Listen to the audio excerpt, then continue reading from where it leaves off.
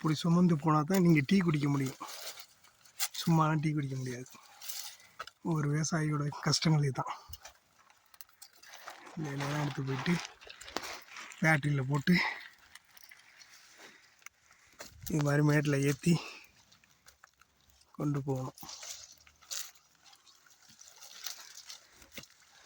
சூடாக ஸ்ட்ராங்காக டீ கேட்குறீங்கள, இந்த இலை தான்.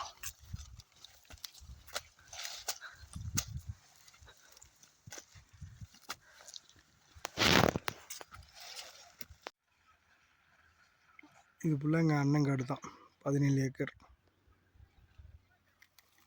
அந்த கீழே கூலி சோளம் வரைக்கும், காடு வரைக்கும். இது மேலே ரோடு வருது ஃபுல்லாகவே.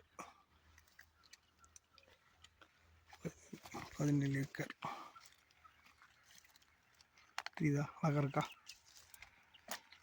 கோத்தகிரி.